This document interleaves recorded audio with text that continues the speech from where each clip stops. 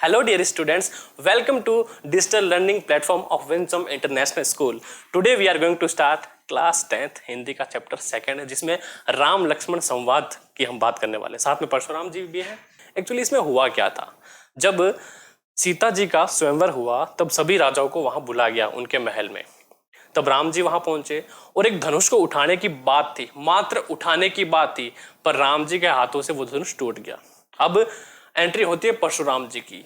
अब वो धनुष जो है वो था शिव जी का और परशुराम जी का अत्यंत प्रिय था, वो शिव जी को अपने गुरु जी मानते हैं। अब उनको आ गया गुस्सा कि किसने ये धनुष तोड़ दिया। वही जो वार्तालाप हुआ था वो सारा इसी पद में हम डिस्कस करने वाले हैं। सबसे पहले बात करते हैं इनके लेखक की। तो इनके लेखक है तुलसीदास जी। अब तुलसीदास जी का जन्म उत्तर प्रदेश मानते हैं। कहाँ मानते हैं? उत्तर प्रदेश के बांदो जिले में के राजापुर गांव में सन 1532 में हुआ था। कब हुआ था आपको याद रखना है, 1532 में हुआ था। कुछ अन्य विद्वान जो है उनका जन्म स्थान सोरो मानते हैं जो कि जिला एटा में है। तुलसीदास का बचपन जो है बड़ा संघर्षपूर्ण था। जीवन के प्रारंभिक वर्षों में ही माता पिता से उनका विछोह हो गया, मतलब उनके माता पिता से उनका बिछड़ना हो गया, देहांत हो गया। जो भी है, कहा जाता है कि गुरु कृपा से यानी गुरु की कृपा से उन्हें राम भक्ति का मार्ग मिला और रामचरित कवि की अनन्य राम भक्ति और उनके सृजनात्मक कौशल का मनोरम उदाहरण है। किसकी बात कर रहे हैं यहां? रामचरितमानस। ये तुलसीदास जी की प्रमुख रचना मानी जाती है जिसके अंदर उन्होंने एक राम भक्ति का और उनके सृजनात्मक जो कौशल था तुलसीदास जी का, उनका वर्णन हुआ है। उनके राम यानी जो रामचरितमानस में जो राम उल्लेख है वो मर्यादाओं और आदर्शों के प्रतीक माने जाते हैं। रामचरितमानस के अलावा कवितावली, गीतावली, दोहावली, कृष्ण गीतावली, विनय पत्रिका आदि उनकी प्रमुख रचनाएं हैं। आपको रचनाएं याद करनी है। कौन कौन सी है? कवितावली, गीतावली, दोहावली, कृष्ण गीतावली और विनय पत्रिका उनकी प्रमुख रचनाएं।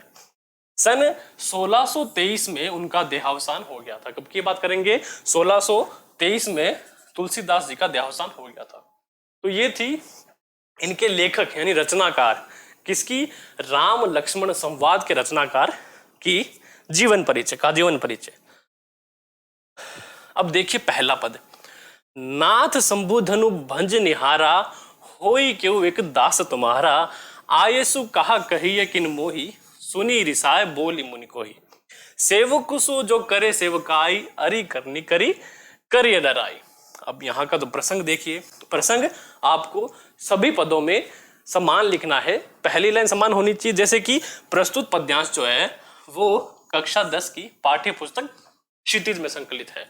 अब संकलित जो पाठ का नाम है वो आपको याद रखना है, राम लक्ष्मण संवाद या फिर राम लक्ष्मण परशुराम संवाद कह सकते हो आपके के पद से लिया गया है। अब इसमें क्या दिखा रहा है कि तुलसीदास जी जो है वो राम के परम भक्त हैं।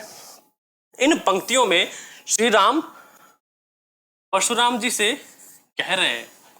अब क्या बात कह रहे हैं वो ध्यान से सुनना। परशुराम जी से राम कह रहे हैं।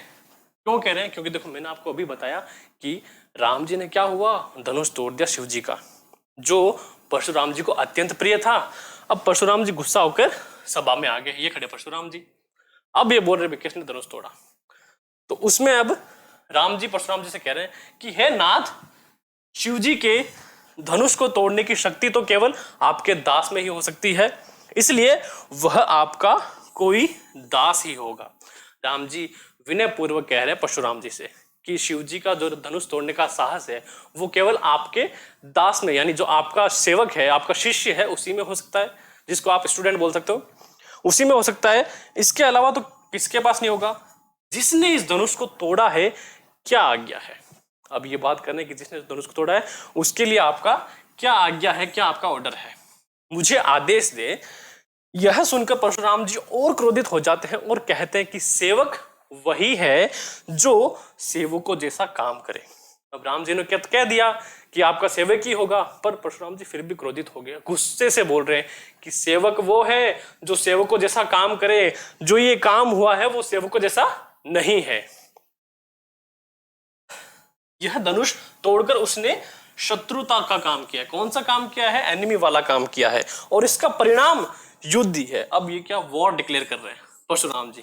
क्या ये काम जो किया है ना, वो युद्ध का काम किया जिसने भी किया है, उसने इस धनुष को तोड़कर मुझे युद्ध के लिए ललकारा है, इसलिए वो मेरे सामने आए। अब विडंबना की बात यह है कि यहाँ पर परशुराम जी को नहीं पता कि ये धनुष किसने तोड़ा है, पर राम जी विनय पूर्वक आगे आकर कहते हैं कि वो आपका कोई दासी होगा जिसने धनुष तोड़ा है, अन्यथा और किसी में इतनी शक्ति नहीं है कि वो आपके परम गुरु का धनुष तोड़ सके। अब यहाँ परशुराम जी क्या बोलते हैं कि सेवक तो वो है जो सेवकों जैसा काम करे, पर धनुष तोड़कर तो ये शत्रुता का काम हुआ है, कोई सेवक का काम नहीं है। और जिसने भी ये धनुष तोड़ा है ना, वो मेरे सामने आ जाओ, यहाँ तो अब वार होने वाली है। परशुराम जी क्या कर रहे हैं? वॉर डिक्लेयर कर रहे हैं। अगला देखिए दूसरा पद, सुनहु राम जेहि शिव धनु तोरा, सहस बाहु सम सो रिपु मोरा, सो बिल गाव बिहाई समाजा, नत मारे जेहि सब राजा, सुनी मुनि बचन लखन मुस्काए। लखन यानी कि लक्ष्मण जी, मुस्काने मतलब मुस्कुरा रहे हैं, यानी जो भी परशुराम जी का संवाद हुआ है ना अभी, ये सुनकर लक्ष्मण जी मंद मंद मुस्कुरा रहे हैं। बोले परशु दरही अवमाने, बह धनु ही तोरी लरिकाई, कबू नासी ऋषि की नी गोसाई, यही धनु पर ममता के हेतु, सुनी रिसाय कह बुगुर केतु। अब लक्ष्मण जी क्या बोल रहे हैं कि धनुष तो हमने भी बहुत तोड़े, तब तो आपने नहीं कहा। देखिए परशुराम जी राम से कहते हैं जिसने भी शिव जी के धनुष को तोड़ा है वह इस स्वयंवर को छोड़कर अलग खड़ा हो जाए। अलग आने की बात कर रहे हैं, नहीं तो इस दरबार में उपस्थित सारे राजाओं को अपनी जान से हाथ धोना पड़ सकता है। परशुराम जी के क्रोध से भरे स्वर को सुनकर लक्ष्मण उनका मजाक उड़ाते हैं। क्या कर रहे हैं? मंद मंद मुस्कुरा रहे हैं। कहते हैं मुनिवर, ये देखो आज्ञा से पूरे विनम्र भाव से कह रहे कि हे मुनिवर, हम बचपन में खेल खेल में ऐसे कई धनुष तोड़ चुके हैं, तब तो आप क्रोधित नहीं हुए, परंतु यह धनुष आपको इतना प्रिय क्यों है जो इसके टूट जाने पर इतना क्रोधित हो उठे हैं, और जिसने यह धनुष तोड़ा है उससे युद्ध करने के लिए ललकार रहे हैं। अब यहां लक्ष्मण जी प्रैक्टिकल बात कर रहे हैं कि देखो गुरुजी, हमने भी बचपन में बहुत सारे धनुष तोड़े लकड़ियों के बने हुए, तब आप गुस्सा नहीं हुए, है ना? अब आप कैसे गुस्सा होगे? इतना क्या धनुष प्रिय है?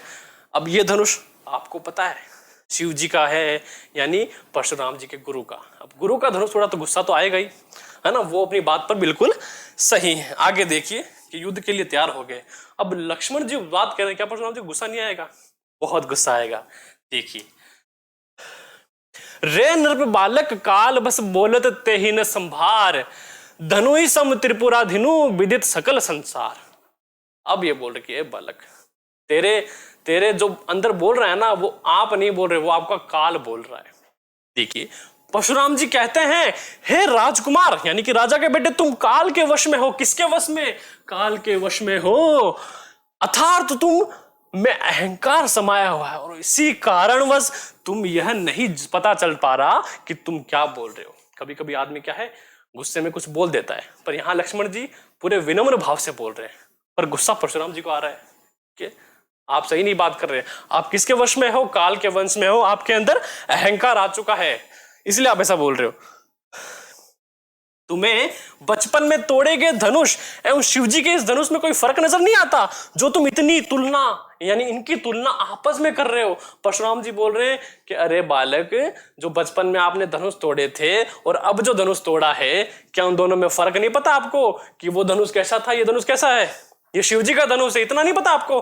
पर जो आप ये बोल रहे हो ना, आप अहंकार के वश में आकर बोल रहे हो कि आपके ऊपर काल मंडरा रहा है, अर्थात ये उनको चुनौती दे रहे हैं। जैसे कि परशुराम जी ने पहले ही कहा था कि जो भी इस स्वयंवर में है वो युद्ध करने के लिए उनसे तैयार है, और सभा से क्या हो जाए, अलग खड़ा हो जाए। मैं तो उसको आज मौत के घाट उतारने वाला हूं।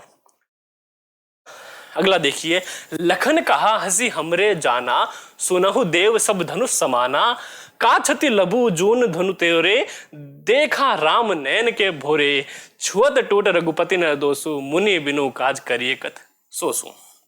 अब देखिए, परशुराम जी की बात सुनने के उपरांत लक्ष्मण मुस्कुराते हुए व्यंग्य पूर्वक उनसे कहते हैं कि हमने तो सारे धनुष एक जैसे ही दिखाई देते हैं, है ना। हमें तो सारे धनुष एक जैसे ही दिखाई देते हैं, किसी में कोई फर्क नहीं नजर आता। फिर इस पुराने धनुष के टूट जाने पर ऐसी क्या आफत आ गई जो आप इतना क्रोधित हो रहे हैं? जब लक्ष्मण परशुराम जी से ये सब बात कह रहे थे, तब देखिए, तब उन्हें राम तिरछी आंखों से चुप करा रहे थे। अरे भाई चुप हो जा, गुस्सा मत दिला उनको। चुप रहने का क्या कर रहे थे? इशारा कर रहे थे, अब शांत हो जा। क्योंकि राम जी को पता है परशुराम जी गुस्से में फिर वो डांट देंगे। ऑलरेडी डांट रहे हैं तो कह रहे अरे अरे चुप हो जा, नहीं बोलते। आगे लक्ष्मण कहते हैं कि इस धनुष के टूटने में भी राम का कोई दोष नहीं है।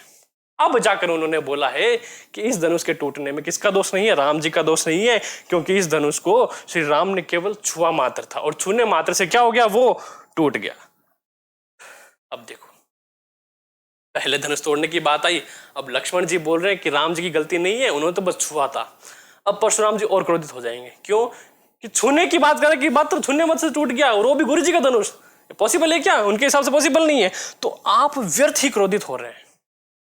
अब ये और कह दिया, एक तो इंसान को गुस्सा आ रहा है, ऊपर से वो बोल दिया कि नहीं, आप व्यर्थ ही गुस्सा हो रहे हैं।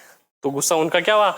और बढ़ गया। देखिए कि बोले चिते परसु की ओरा, रे सठ सुने ही स्वभाव न मोरा, बाल को बोली बंधो नहीं तो ही, केवल मुनि जड़ जान ही मोई।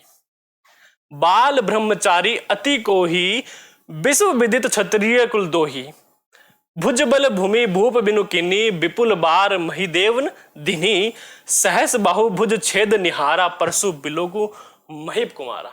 अब यहाँ परशुराम जी जो है वो अपना इंट्रोडक्शन दे रहे हैं, है ना, एंट्री बता रहे हैं। देखिए, परशुराम लक्ष्मण जी की इन व्यंग्य भरी बातों को सुनकर और भी ज्यादा क्रोधित हो गए, और वे अपने फरसे की तरफ देखते हुए बोलते हैं, हे मूर्ख लक्ष्मण, लगता है तुझे मेरे व्यक्तित्व के बारे में नहीं पता। फरसा उठा लिया। फरसा एक हथियार होता है जो कुछ ऐसा कुल्हाड़ी जैसा दिखता है ना। और फरसा उठाकर एक तरफ बोल रहे हैं कि ये मूर्ख बालक, तुझे मेरे व्यक्तित्व के बारे में नहीं पता। मैं अभी तक बालक समझकर तुझे क्षमा कर रहा था, परंतु तू तो मुझे एक साधारण मुनि समझ बैठा। अब एक्चुअली परशुराम जी कौन है? परशुराम जी वो हैं जो एक बार पूरी पृथ्वी विनाश कर चुके हैं रामचरितमानस के अनुसार, कि जिन्होंने क्षत्रियों का संहार किया था। तो वो इंट्रोडक्शन दे रहे हैं कि अपना उस वक्त का, कि मैं बचपन से ही ब्रह्मचारी हूं, सारा संसार मेरे क्रोध को अच्छी तरह जानता है, पहचानता है। मैं क्षत्रियों का सबसे बड़ा शत्रु हूं। क्षत्रिय जो युद्ध करते हैं, जो जनता की सेवा के लिए युद्ध करते हैं, दुश्मनों के आक्रमण से बचाते हैं, जैसे भारतीय सेना। अपने बाजुओं के बल पर मैंने कई बार इस पृथ्वी से क्षत्रियों का सर्वनाश किया है। ये उस जमाने की बात है। और इस पृथ्वी को जीतकर ब्राह्मणों को दान में दे दिया है। इसलिए हे राजकुमार लक्ष्मण, मेरे फरसे को तुम ध्यान से देख लो। यही वह फरसा है जिसमें मैंने सहस्त्र बाहु यानी जिनके 1000 बाहुएं हैं। एक व्यंग्य रूप में चित्र है कि जिनके 1000 बाहुएं हैं का भी मैंने क्या कर दिया था? मैंने उसका विनाश कर दिया था। अब यहां दे रहे परशुराम जी अपना इंट्रोडक्शन बड़ा ही अलग रूप में। अब इनको गुस्सा आ गया कि मैं तो इतनी देर से ना आपको बालक समझकर छोड़ रहा था, पर तो आपने क्या कर, आपने मुझे एक साधारण मुनि समझ लिया, जबकि मैं वो साधारण मुनि नहीं हूं। मैं वो हूं जिसने पृथ्वी से क्षत्रियों का सफाया कर दिया है। बड़ा ही तगड़ा इंट्रोडक्शन दिया है, बड़ा ही शानदार इंट्रोडक्शन दिया है कि मातु पितई जनी सोच बस, करसी महिष किशोर, गर्भन के अर्भ्रक दलन, परसु मोर अति घोर। अब देखिए, एक इनका जो निश्चित डायलॉग है वो देखिए कि हे राजकुमार बालक, तुम मुझसे भिड़कर अपने माता पिता को चिंता में मत डालो, अर्थात अपनी मृत्यु को न्योता मत दो।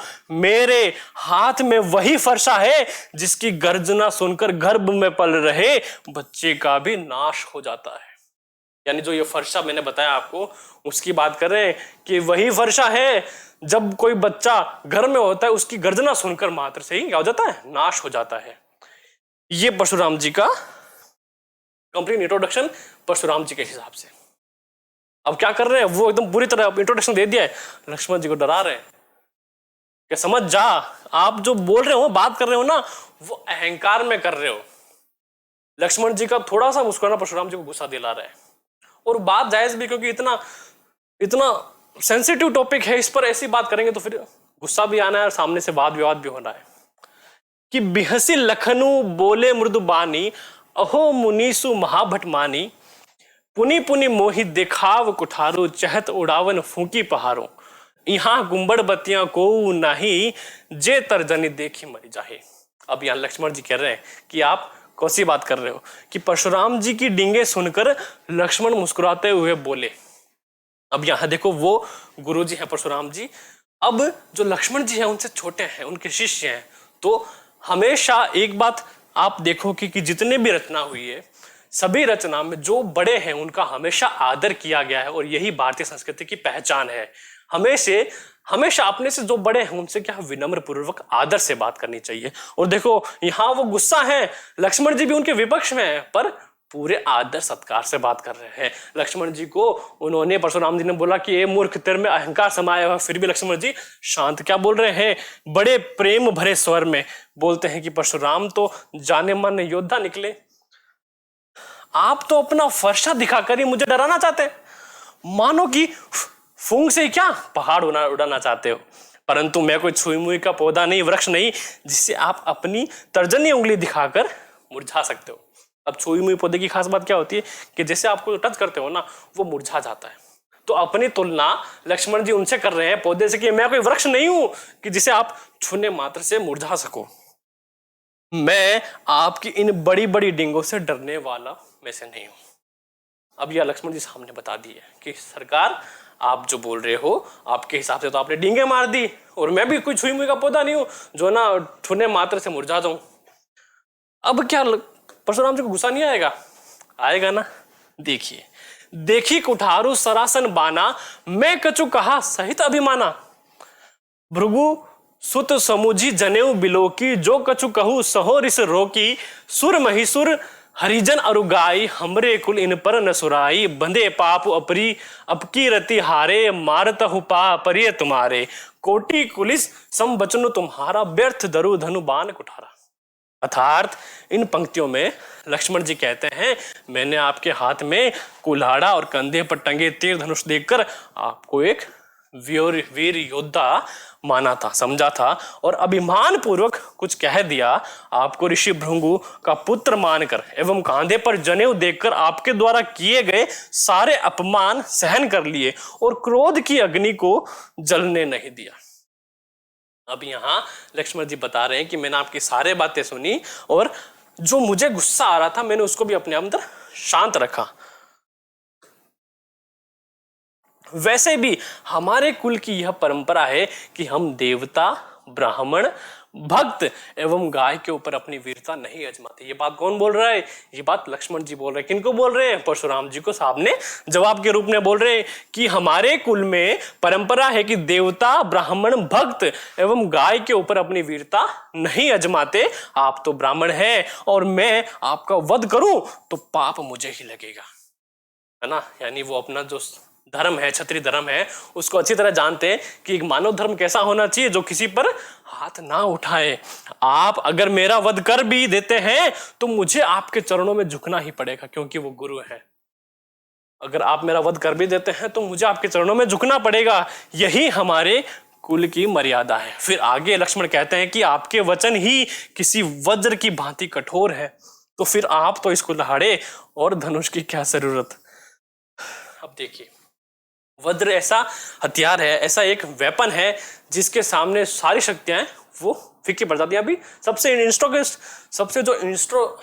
सबसे जो स्ट्रॉन्गेस्ट वेपन कह सकते हो आप, वो वज्र है, मतलब देवता की श्रेणी में ऐसा किताबों में लिखा गया है। तो बोल रहे हैं कि आपके वचन किसी वज्र के समान है, तो आपको इस कुल्हाड़े फरसे की क्या जरूरत। ये कौन बोल रहा है? ये लक्ष्मण जी बोल रहे हैं। किसको बोल रहे हैं? परशुराम जी को व्यंग्य पूर्वक बोल रहे हैं। अगला देखिए कि जो बिलो की अनुचित कहू, छमु महामुनि धीर, सुनी सरोष भृगु बसमनी, बोले गिरा गंभीर। अर्थात यह सुनकर ऋषि विश्वामित्र जो सभा में बैठे थे ने परशुराम जी से कहा कि हे मुनिवर, यदि इस बालक ने आपका अपमान किया है तो मैं आपको कुछ अनाप शनाप बोला है तो कृपया इसे क्षमा कर दीजिए। यानी इनकी बहस सुनकर विश्वामित्र जी खड़े आके बोले कि है मुनिवर, यदि इस बालक के मुख से ऐसे कोई अपशब्द निकले हैं तो उसकी वजह से आप इसे गुस्सा ना करें, आप इसे क्षमा कर दें। अब ये कौन बोल रहा है? विश्वामित्र जो बुजुर्ग हैं, यानी जो लक्ष्मण जी से भी बड़े हैं, वो इनके फेवर में बोल रहे हैं कि कौशिक सुना मंद यहु बालकु, कुटिल काल बस निज कल धालकु, भानु बंश राकेश कलंकु, निपट निरंकुश अबुद असंक, काल कवलु होई छन माही, कहो पुकार खोरी माही नाही, तुम्हें हट कहू जो चाहो बारा, कहे प्रताप बलु रोष हमारा। अर्थात विश्वामित्र की बात सुनकर परशुराम जी कहते हैं कि विश्वामित्र जी, यह बालक बहुत ही मंद बुद्धि वाला है और मूर्ख एवं उद्दंड है। किसकी बात कर रहे हैं? लक्ष्मण जी की बात कर रहे हैं। विश्वामित्र जी के सामने कौन कर रहा है? परशुराम जी कर रहे हैं। क्या कहते हैं कि जिसके कारण यह अपने ही कुल का नाश कर बैठेगा, इसे सत्य का ज्ञान नहीं है, यह चंद्रमा में लगे दाग की तरह अपने कुल के लिए एक कलंक है। ये बोल रहे परशुराम जी। उनको गुस्सा दिलाया परशुराम जी को लक्ष्मण जी ने, अब उनको और गुस्सा आ गया। विश्वामित्र से बात कर रहे हैं कि इसको काल ने घेर रखा है, मैं चाहूं तो क्षण भर में ही इसका क्या कर सकता हूं? अंत कर सकता हूं। फिर मुझे तुम दोष मत देना। अगर तुम इस बालक की सलामती चाहते हो तो मेरे प्रताप, बल और क्रोध के बारे में बतलाकर इसे समझाओ एवं शांत करो। अब क्या बोल रहे हैं? जो परशुराम जी हैं वो विश्वामित्र जी को बोल रहे हैं कि आप तो समझदार हैं, आपको ये सब बातें पता हैं, तो इस मूर्ख बालक को थोड़ा समझाओ, बताओ कि मैं कौन हूं और मुझसे कैसा व्यवहार करना चाहिए, और इसे यहां से लेकर जाओ। लखन कहू मुनि सुजस तुम्हारा, तुम ही अछत को बरने पारा, अपने मुंह तुम आप ही करनी, बार अनेक भांति बहु बरनी, नहीं संतोष तपुनि कछु कहू, जनी ऋषि रोकी दुसह दुख सहू, वीर व्रति तुम धीर अच्छोबा, गारी देत न पहु सोपा। अर्थात प्रस्तुत पंक्तियों में परशुराम जी की बात सुनकर लक्ष्मण जी कहते हैं, सारे पास में ही खड़े हैं, सब बातें सुन रहे हैं, कि हे मुनिवर, आप अपनी वीरता का बखान करते हुए थक नहीं रहे हो, बोले ही जा रहे हो, मैं सुने ही जा रहा हूं। आपने कई प्रकार से अपनी वीरता के बारे में बतलाया, आपके बल के, साहस के बारे में आपसे अच्छा भला कौन बता सकता है। अगर इतने से भी आपका मन न भरा हो तो अपना क्रोध सहन कर खुद को पीड़ा न दे, अपितु फिर से अपनी वीरता का बखान कर ले।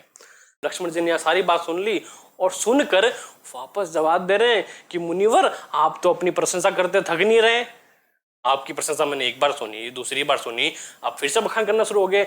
अगर अभी तक आप नहीं थके हैं तो कोई बात नहीं, आप अपनी प्रशंसा दोबारा कर सकते हैं। आप एक वीर पुरुष हैं जिनमें धैर्य और क्षमा व्याप्त है। आपके मुंह से अपशब्द शोभा नहीं देते कि आप जो ये बुरा भला कह रहे हो, आपके मुख से ये सब चीजें शोभा नहीं देती। सूर समर करनी करही कहीं, न जना हुई आपू, विद्यमान रन पाई रिपु, कायर कथी प्रतापु।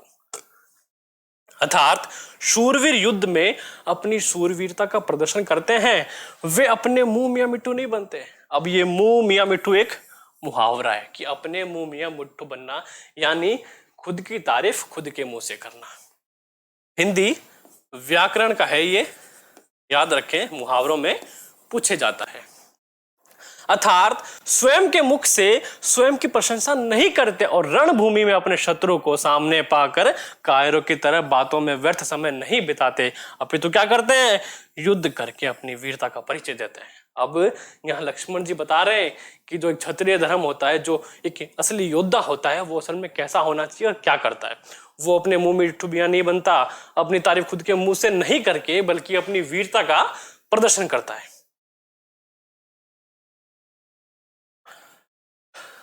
तुम तो काल हांक जनु लावा, बार बार मोहि लागी बुलावा, सुनत लखन के बचन कठोरा, परसु सुधारी धरु कर धोरा, अब जनी दे दे दोसु मोहि लोगु, कटु बाद बालक ब्रज धोदु, अब जनी दे दोसु मोहि लोगु, कटु बाद बालकु बद जोगु, बाल बिलो की बहुत में बांचा, अब यहू मर निहार बसाचा। अर्थात प्रस्तुत पंक्तियों में लक्ष्मण जी परशुराम जी से कहते हैं कि हे मुनिवर, मुझे तो ऐसा लग रहा है कि आप जो है मेरे लिए मृत्यु को हाँक हाँक कर बुला रहे हो। लक्ष्मण के इस व्यंग्य को सुनकर परशुराम जी और क्रोधित हो जाते हैं। क्या हो जाते हैं? और क्रोधित हो जाते हैं और अपने फरसे को हाथ में लेकर बोलते कि इस बालक के वध के ये संसार मुझे दोष ना दे, क्योंकि इसने खुद अपने कटु वचनों के सहारे अपनी मौत को बुलाया है।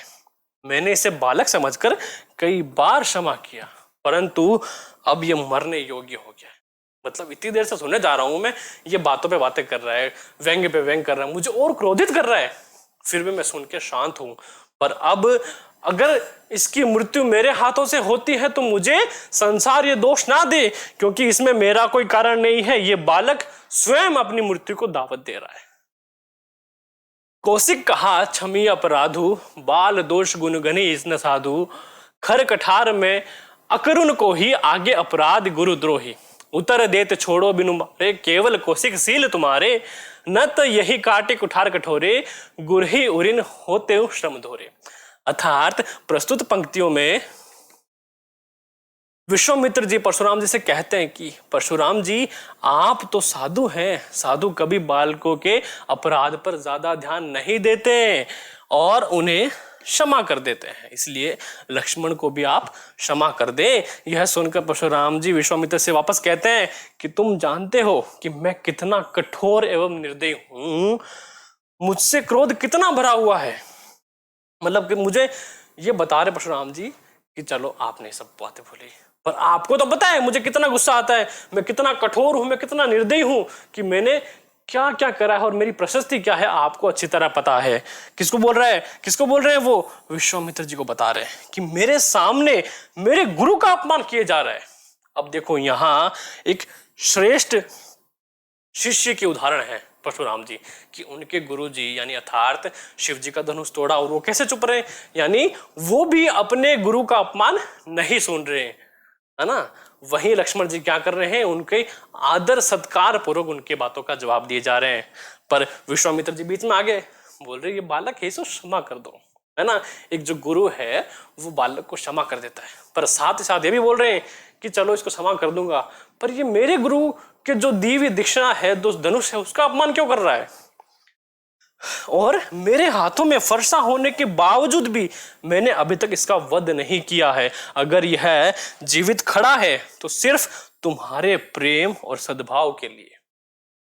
परशुराम जी देखो फैक्ट बोल रहे हैं कि चलो मेरे हाथ में फरसा है, पर अभी तक ये जीवित खड़ा है ना यहाँ, अर्थात इसे तुम्हारा प्रेम ही है जो अभी तक इसे जिंदा रखे हुए हैं, नहीं तो अभी तक तो मैं अपने फरसे से बिना किसी परिश्रम के इसे काटकर इसका वध कर देता और अपनी गुरु दक्षिणा चुका देता। गुरु दक्षिणा अर्थात कि शिव जी इनके गुरु हैं, इनका जो धनुष था गुरु जी का वो तोड़ दिया। अब तोड़ने के उपलक्ष्य में ये क्या चाहते, ये भाई ये कह रहे हैं कि अगर मैं लक्ष्मण जी का वध कर देता तो मेरी तरफ से क्या होगा, मेरे जो गुरु का अपमान हुआ था मैं उसका बदला ले लेता और यही मेरी गुरु दक्षिणा होती, पर मैंने ऐसा अभी तक नहीं किया। मैं शांत हूं प्रेम की वजह से। अब देखो यहाँ लक्ष्मण जी इज्जत से बात कर रहे हैं, प्रेम का हमेशा असर होता है, प्रेम हमेशा सर्वव्यापी है। गादि सून कह हृदय हसी, मुनि हरिये सूज, अय मैं खाड़ न उखमय, अजू न बूझ अबूझ। अर्थात यह सुनकर विश्वामित्र जी मन ही मन हंसने लगते हैं। परशुराम जी की बात सुनकर ये प्रेम की वजह से जीवित खड़ा है, ये सुनकर विश्वामित्र हंसने लगे और सोचते हैं कि परशुराम जी ने सभी क्षत्रियों को हराया है ना, तो वे राम लक्ष्मण को भी साधारण क्षत्रिय मानकर उन्हें आसानी से हराने के बारे में सोच रहे हैं। परंतु उन्हें इस बात का ज्ञान नहीं है कि उनके समक्ष कोई गन्ने के रस से बना गुड़ नहीं है। अब देखो यहाँ क्या है, विश्वामित्र जी क्या कर रहे हैं, व्यंग्य पूर्वक बात कर रहे हैं कि ये कोई साधारण बालक नहीं है, जो राम जी है वो साधारण मनुष्य नहीं है, बल्कि स्वयं उनके गुरु हैं शिव जी, उनका अवतार है, जैसा कि रामचरितमानस में बताया गया है। वही बता रहे हैं, सोच रहे हैं विश्वामित्र सोच रहे हैं कि ओहो ये भी देखो कैसी कैसी बातें कर रहे हैं कि वध कर देता। कि जो परशुराम जी है वो क्या समझ रहे हैं, वो भी इनको जो गन्ने के रस से बना गुड़ है वो समझ रहे हैं, अपितु लोहे के फौलाद से बनी तेज तलवार है। अर्थात राम एवं लक्ष्मण को वे साधारण क्षत्रिय समझने की भूल कर रहे हैं, जबकि दोनों ही शूरवीर एवं पराक्रमी है। राम पराक्रमी है, लक्ष्मण जी पराक्रमी है, वो युद्ध करके ही यहाँ पहुंचे हैं। कहे लखन मुनि सील तुम्हारा, को नहीं जान विदित संसारा, मात पिता ही उरिन भय निके, गुर रीनु रहा सोच बड़ जी के, सो जनु हमरे माथे काढ़ा, दिन चली गए ब्याज बड़ बाढ़ा, अब आने ब्यावरी बोली, तुरंत देव में थैली खोली। अर्थात लक्ष्मण परशुराम जी से कहते हैं कि हे मुनिवर, आपके शील स्वभाव के से पूरा संसार भली भांति परिचित है। मतलब आपका जो पराक्रम है, आपका जो व्यवहार है, उससे पूरा संसार जो है भली भांति परिचित है। आप अपने माता पिता के कर्ज से तो पूरी तरह मुक्त हो चुके हैं, परंतु अभी तक आपके ऊपर गुरु ऋण बचा हुआ है। मतलब जो आपके गुरु का ऋण है वो बचा हुआ है, जिससे आप जल्द से जल्द उतारना चाहते हैं, और इसी कारण आप मेरा वध करने हेतु तुले हुए हैं। अब अभी परशुराम जी ने बोला कि मैं अपने गुरु के जो धनुष है उसको तोड़ने वाले का वध कर दूंगा, अर्थात लक्ष्मण जी का वध कर दूंगा, जबकि लक्ष्मण जी ने तोड़ा नहीं, पर वो तो बात कर रहे हैं, यानी इनको मारकर मैं अपनी गुरु दक्षिणा चुका दूंगा। पर यही लक्ष्मण जी व्यंग्य करते हैं कि आपको तो बहुत जल्दी है, आपने अपने माता पिता का तो कर्ज चुका दिया, अब गुरु का ऋण बाकी है, सो आप मुझे मारकर चुकाना चाहते हैं, है ना, वो भी जल्दी से जल्दी, इसलिए आप मुझे इतना गुस्सा कर रहे हैं। यही यह भी ठीक है, क्योंकि बहुत दिन हो चुके हैं, अब तक तो आपके ऊपर गुरु ऋण का बहुत ब्याज चढ़ चुका होगा, तो फिर देर करने की जरूरत नहीं है, किसी हिसाब किताब करने वाले को बुला लीजिए, मैं देर किए बिना अपनी थैली खोलकर सारी धनराशि चुका दूंगा। अब जो गुरु ऋण है वो लक्ष्मण जी बोल रहे हैं कि कोई बात नहीं, जितना भी गुरु ऋण है किसी हिसाब किताब करने वाले को बुला लो, मैं जितना भी आपका गुरु ऋण है वो चुका दूंगा। अब ये परशुराम जी को फिर से गुस्सा दिलाने वाली बात कर रहे हैं। सुनी कटु बचन कुठार सुधारा, हाय हाय सब सभा पुकारा, भृगु परसु देख बहु मोही, विप्र विचारे बचो मंडप दोही, मिले न कबहु सुबट रन घाड़े, द्विज देवता धरी के बाड़े, अनुचित कही सब लोग पुकारे, रघुपति सैन्य लखनऊ नेवाले। अब तो पूरी सभा में चर्चा होगी, हाय हाय ये लक्ष्मण जी ने क्या कह दिया। लक्ष्मण के ये कठोर वचन सुनकर परशुराम अपने क्रोध की आग में जलने लगते हैं। अब तो गुस्सा आएगा ही, बात ऐसी कह दी है, और अपने फरसे को पकड़कर आक्रमण की मुद्रा में आते हैं, स्टैंड बाय मोड में आ गए अभी, जिसे देखकर दरबार में उपस्थित सारे लोग हाय हाय करने लगते हैं, क्योंकि उनको पता है परशुराम जी का पराक्रम कि उन्होंने क्या क्या किया है।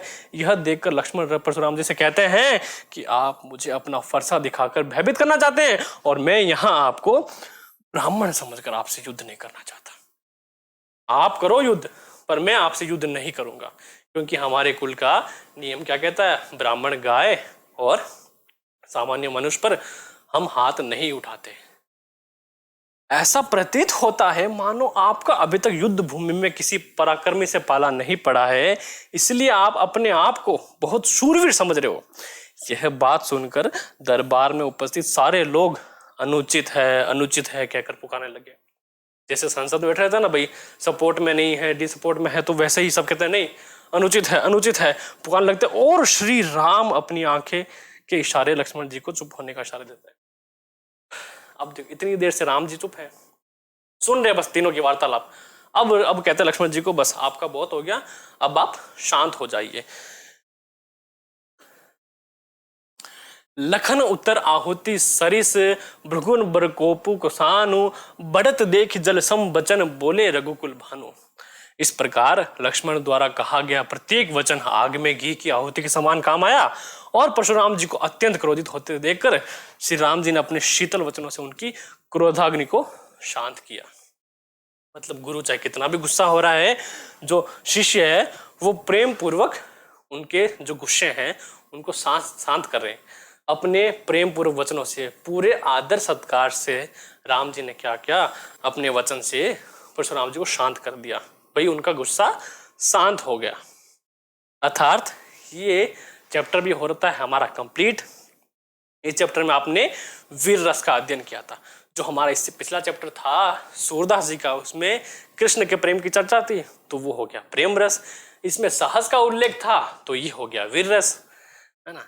अर्थात इससे ये मिलता है कि हमेशा हमें अपने गुरुओं का आदर करना चाहिए, और जो भी बोले गुरु के आदर सत्कार के साथ ही बोले। तो ये होता है आपका चैप्टर यहाँ कंप्लीट। फिर नेक्स्ट क्लास में हम करेंगे अगला chapter start. Thank you so much.